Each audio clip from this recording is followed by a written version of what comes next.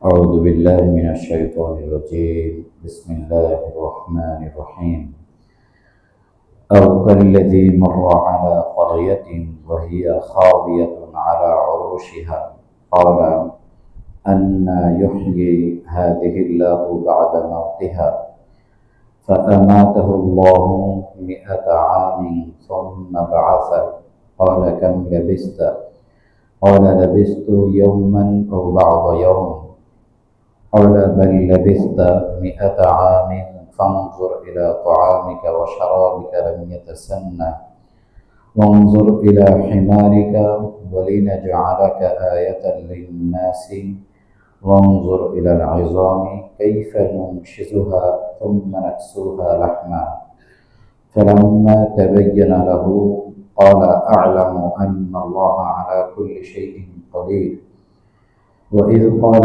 إبراهيم رب أرني كيف تحيي الموتى قال أولم تؤمن قال بلى ولكن ليطمئن قلبي قال فخذ 4 من الطير فصرهن إليك ثم اجعل على كل جبل منهن جزءا ثم ادعهن يأتينك سعيا واعلم أن الله عزيز حكيم আল্লাহ রাব্বুল আলামিন ইরশাদ করেন, অথবা তুমি কি সেই ব্যক্তির অবস্থা দেখনি যে কোনো একটি জনপদের উপর দিয়ে চলছিল, যে জনপদের উপরে তাদের বাড়িঘর মুখ থুবড়ে পড়েছিল।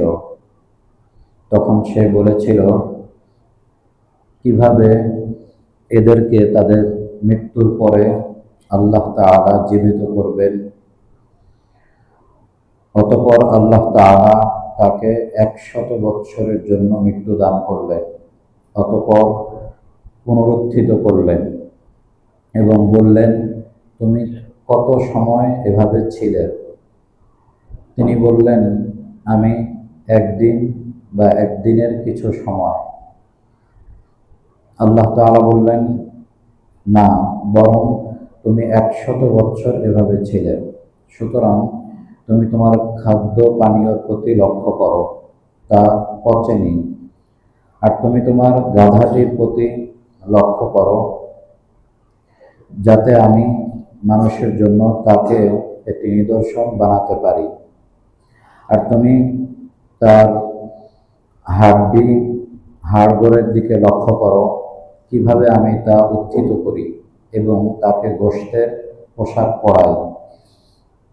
অতঃপর যখন তার সামনে স্পষ্ট হয়ে গেল, তখন তিনি বললেন, আমি জানি নিঃসন্দেহে আল্লাহ তাআলা সর্ববিষয়ে ক্ষমতা রাখেন।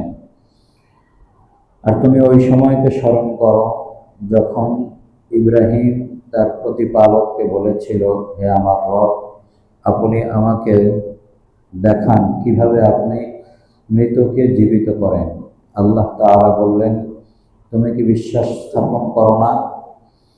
তিনি বললেন, অবশ্যই, হ্যাঁ অবশ্যই, তবে আমার অন্তর প্রশান্তি লাভ করার জন্য। তিনি বললেন, তাহলে তুমি 4 ধরনের পাখি সংগ্রহ করো এবং সেগুলোকে তোমার প্রতি পোষ মানিয়ে নাও। অতঃপর সেগুলোকে পাহাড়ের উপরে রেখে আসো। অতঃপর সেগুলোকে নিজের প্রতি আহ্বান করো, তারা দ্রুত তোমার কাছে চলে আসবে।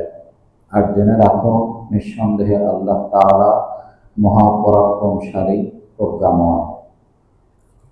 এখানে আল্লাহ তাআলা পূর্বের যে ঘটনাগুলো, সেই সকল ঘটনাগুলোর ন্যায় আরও 2টি ঘটনা উল্লেখ করলেন। উদ্দেশ্য হচ্ছে আল্লাহ তাআলা মানুষকে তাদের মৃত্যুর পরে পুনরায় জীবন দান করবেন, কিয়ামত হবে, মানুষ পুনরুত্থিত হবে, হিসাব নিকাশ হবে, কেউ জান্নাতে যাবে, কেউ জাহান্নামে যাবে। এই যে বিষয়টি মানুষ সন্দেহ করে বা পুরোপুরি বিশ্বাস করতে চায় না, এই বিষয়টি মানুষের অন্তরে বদ্ধমূল করার জন্য দুনিয়াতে আল্লাহ তাআলা অনেকের সাথেই এই ধরনের ঘটনা ঘটিয়েছেন, যে ঘটনাগুলো মানুষ শোনার পরে পরিপূর্ণ বিশ্বাস করে যে তাহলে কিভাবে আল্লাহ তাআলা এই ঘটনাগুলো ঘটাবেন। তোর মধ্যে দুটি ঘটনা পূর্বেই চলে গিয়েছে, একটি হচ্ছে ইব্রাহিম আলাইহিস সালাম এবং নমরুদের সাথে বিতর্কের ঘটনা, আর তার পূর্বে যে আরেকটি ঘটনা চলে গিয়েছে যেখানে তারা মৃত্যু থেকে বাঁচার জন্য হাজার হাজার বের হয়ে গিয়েছিল। এরপরে আল্লাহ তাআলা হিজকিল আলাইহিস সালামের যে ঘটনা, সেই ঘটনার মাধ্যমে তাদেরকে পুনরায় জীবন দান করলেন এবং তাদেরকে আবার মৃত্যু দান করলেন। এই যে বিষয়টি, সেটি এর আগে গিয়েছে। আজকের বিষয়টি হচ্ছে একজন ব্যক্তি, তিনি কোনো একটি জনপদের উপর দিয়ে যাচ্ছিলেন। তিনি তার গাধায় সওয়ার হয়ে, তার সাথে কিছু খাদ্য রসদও ছিল। তিনি দেখতে পেলেন একটি জনপদ, যে জনপদে মানুষ মৃত্যুবরণ করে একেবারে নিঃশেষ হয়ে গিয়েছে, হাড়গোড় পড়ে আছে, আর বাড়িঘরগুলো মুখ থুবড়ে ছাদ ভেঙে পড়ে আছে। এটা দেখে তিনি বললেন যে কিভাবে আল্লাহ তাআলা এদেরকে পুনরায় জীবন দান করবেন। প্রকৃতপক্ষে এই কথাটি যিনি বলেছেন, তিনি আল্লাহ তাআলার এই কর্মের প্রতি সন্দেহ করে বলেননি, অর্থাৎ সন্দেহের বশবর্তী হয়ে বলেননি, বরং তিনি বলেছেন আশ্চর্যান্বিত হয়ে, অর্থাৎ কতই না আশ্চর্য, কিভাবে আল্লাহ তাআলা এগুলোকে পুনরায় জীবন দান করবেন। তিনি এই বিষয়টার প্রতি আশ্চর্য অনুভব করে ব্যাপারটি বলেছেন, সন্দেহ করে বলেননি। এরপরে আল্লাহ তাআলা তাকে 100 বছর পর্যন্ত মৃত্যু দান করলেন।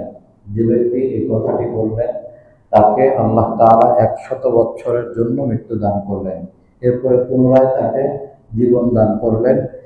এরপর তাকে আল্লাহ তাআলা জিজ্ঞেস করলেন, কাম লাবিস্তা, তুমি কত বছর ছিলে? ক্বালা লাবিস্তু ইয়াওমান আও বা'দা ইয়াওম, সে বলল একদিন ছিলাম অথবা একদিনের কিছু কম সময় ছিলাম। এর কারণ হচ্ছে, যখন তার এই অবস্থা হয় তখন সে দেখতে পেয়েছিল যে সূর্য উদয় হয়েছে মাত্র, আর যখন 100 বছর পরে পুনরায় সে জীবন লাভ করল, তখন সে দেখতে পাচ্ছে যে সূর্য অস্ত যাচ্ছে।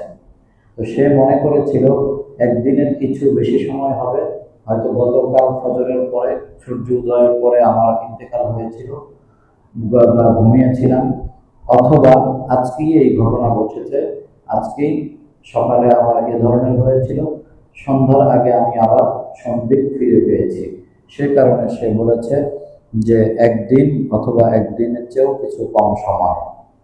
এই ব্যক্তি কোন ব্যক্তি বা এই জায়গাটি কোন জায়গা, এটি একটি প্রশ্ন।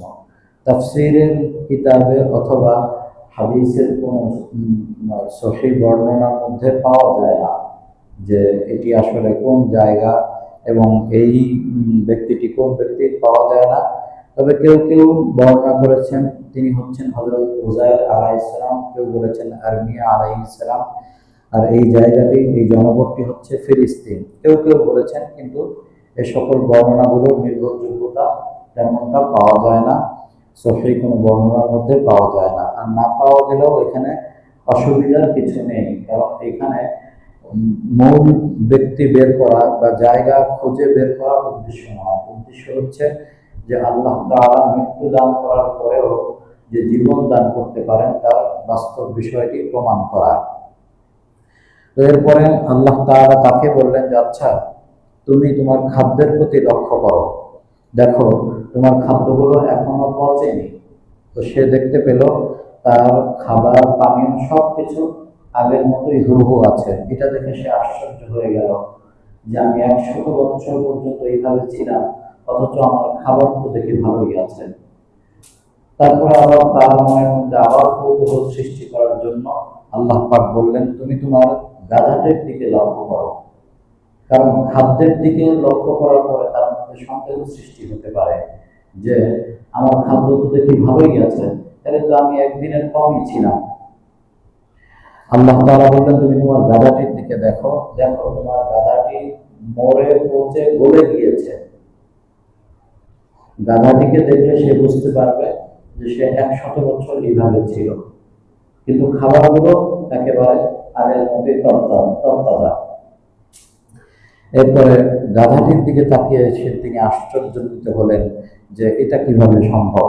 এরপরে আল্লাহ তাআলা বলেন, দেখো তোমার গাধাকে তোমার চোখের সামনে জীবন দান করছে। প্রথম তো আল্লাহ তাআলা তাকেই জীবন দান করলেন, এখন তার চোখের সামনে তার গাধাকে আল্লাহ তাআলা জীবন দান করলেন।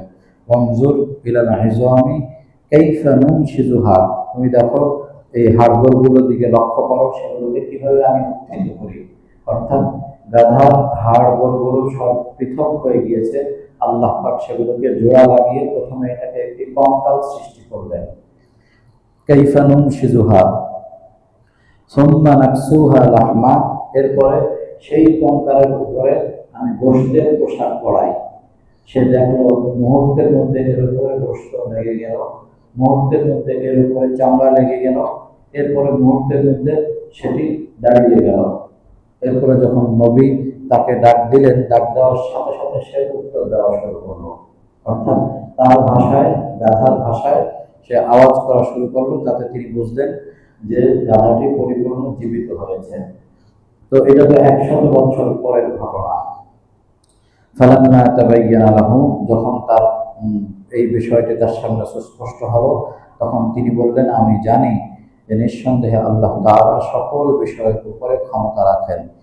তো এই ব্যক্তি তিনি নবী হন অথবা নবী না হন, তবে মুফাসসিরিনে কিরাম বলেছেন তিনি নবী হওয়াই বেশি সম্ভাবনা। এর কারণ হচ্ছে আল্লাহ তাআলা এভাবে নবী ছাড়া অন্য কারোর সাথে সরাসরি কথা বলেন না, এটা আল্লাহ তাআলার শান নয়। আর এই জাতীয় ঘটনা নবী ছাড়া অন্য কারোর সাথে আল্লাহ তাআলা সাধারণত সচরাচর ঘটান না।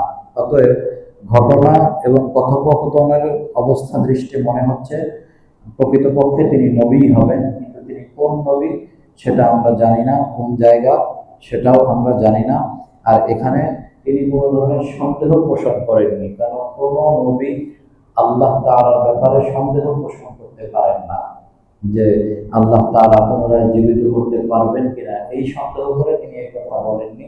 বরং তিনি আল্লাহ তাআলা এই বিষয়টা চিন্তা করে আশ্চর্য অনুভব করেছেন, সেই ভিত্তিতে সেই অনুভব থেকে তিনি এই কথা বলেছেন। এরপরের আয়াতে আল্লাহ তাআলা ইব্রাহিম আলাইহিস সালামের আলোচনা করেছেন যে ইব্রাহিম আলাইহিস সালাম বলেছেন, হে আমার প্রতিপালক, আপনি আমাকে এটা দেখান যে কিভাবে আপনি মানুষকে মৃত্যুর পরে পুনরায় জীবিত করবেন, মৃত্যুকে কিভাবে জীবন দান করেন। আল্লাহ তাআলা বললেন, ক্বালা আওয়ালাম তুমিন, তুমি কি বিশ্বাস করো না? ক্বালা বালা, তিনি বললেন হ্যাঁ অবশ্যই। ইব্রাহিম আলাইহিস সালামও কোনো সন্দেহ পোষণ করে এই কথাটি বলেননি, বরং তিনি বলেছেন যে মানুষকে দাওয়াত দিতে গিয়ে অন্তরের প্রশান্তির প্রয়োজন রয়েছে।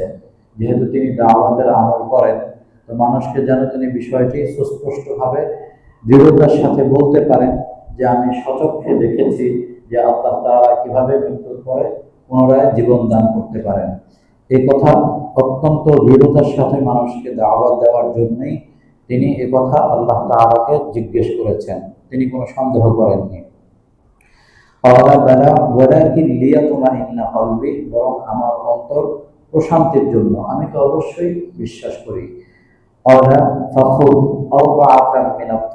সুতরাং তাহলে তুমি 4টি পাখি সংগ্রহ করো, অর্থাৎ 4 ধরনের পাখি সংগ্রহ করো। তাফসীরের কিতাবে আসছে কোন 4টি পাখি, এ সম্পর্কে কোনো হাদিসের মধ্যে বা কোনো ধরনের সহিহ তাফসীরের মধ্যে পাওয়া যায় না যে কোন 4টি পাখি সংগ্রহ করা। অনেকেই বিভিন্ন ধরনের পাখির কথা বলেছেন, কেউ বলেছেন কাক, কেউ বলেছেন চিল, কেউ বলেছেন শকুন, কেউ বলেছেন ময়ূর, এই ধরনের বিভিন্ন পাখির নাম উল্লেখ করা হয়েছে, কিন্তু সহিহ কোনো বর্ণনায় কোনো পাখির নির্দিষ্ট নাম আমরা পাই না। এরপরে বলা হলো ফাসুরহুন্না ইলাইকা, এগুলো তোমার দিকে, তোমার কাছে ওগুলো লালন পালন করো এবং পোষ মানিয়ে নাও। তো ইব্রাহিম আলাইহিস সালাম সেই পাখিগুলোকে লালন পালন করলেন এবং এগুলোকে পোষ মানিয়ে নিলেন। কেউ কেউ তর্জমা করেছেন নিজের প্রতি বশীভূত করে নিলেন।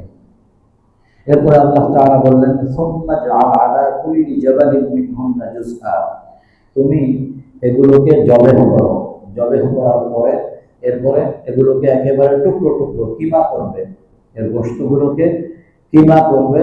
কিমা করার পরে 4টি পাখি একটির সাথে আরেকটি মিক্স করে ফেলবে।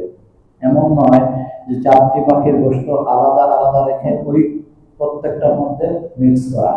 এভাবে 4টি পাখিকে আলাদা রাখার কথা আল্লাহ তাআলা বলেননি, বলেছেন 4টি পাখি জবাই করার পরে গোশতগুলোকে কিমা করার পরে সবগুলোকে একত্রে মিক্স করে দাও, এরপরে তুমি এটাকে আবার 4 ভাগ করো। এখন যখন মিক্স করলেন তিনি, তারপরে তো তিনি জানেন না কার গোশত কোনটা, এটাকে 4টা ভাগ করতে বললেন আল্লাহ তাআলা, তোমার মতো করে তুমি ভাগ করো।